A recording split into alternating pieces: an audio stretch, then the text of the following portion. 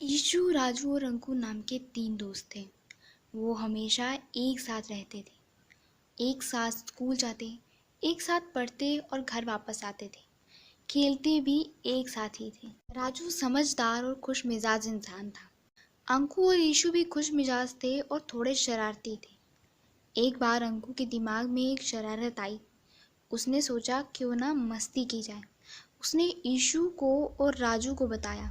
यूं तो राजू शरारतों में उनका साथ देता, मगर कुछ दिनों से राजू गुम सा था। गांव में एक घोड़ों का तबेला था, जहां बहुत से घोड़े बंधे हुए रहते थे। अंकु ने एक प्लान बनाया कि क्यों ना किसी घोड़े पर सवारी की जाए। ईशु मान गया, मगर राजू नहीं माना और इस वजह से उनके बीच कुछ मनमुटाव हो गया। बाद में राजू भी उनके साथ शामिल हो गया, मगर बिना मन के। फिर एक रात वो तीनों तबेले में दाखिल हुए। अच्छे अच्छे घोड़े चुनने लगे।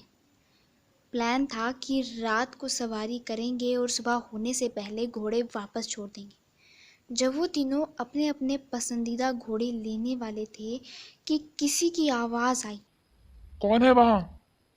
शायद वहाँ का नौकर था। वो तीनों भागने लगे, मगर क्योंकि उन्होंने घोड़ों की रस्सी खोल ली थी तो घोड़े आज़ाद थे। तीनों घोड़े भी तबेले से भाग गए और वो उस तबेले के सबसे शानदार घोड़े थे। नौकर ने तीनों को भागते हुए देखा, मगर पहचाना सिर्फ राजू। राजू गांव के सबसे अच्छे और अमीर घर का बेटा था। उसके माता पिता को उसकी ये दोस्ती पसंद ही नहीं थी। अगले दिन जब नौकर ने रात की सारी बात बताई तो राजू के मम्मी पापा और ज़्यादा गुस्सा हो गए। राजू को पढ़ने के लिए शहर भेज दिया गया।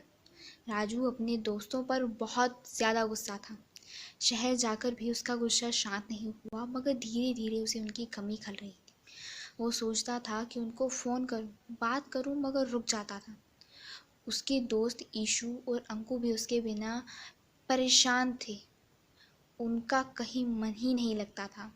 उसे चुपके से फ़ोन करते, मगर राजू फ़ोन नहीं उठाता। ईशु और अंकु को भी अब राजू पर गुस्सा था।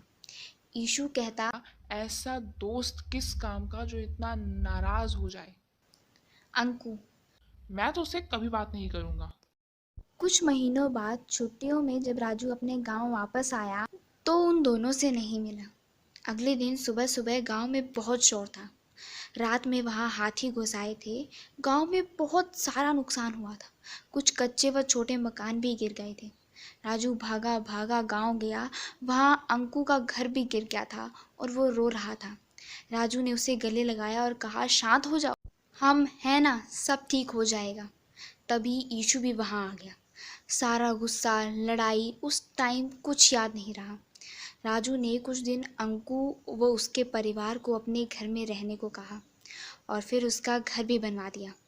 अब तो दोबारा अच्छे दोस्त बन गए। सही तो है, खुशी में हो ना हो, मुसीबत में काम आए, वही दोस्ती है।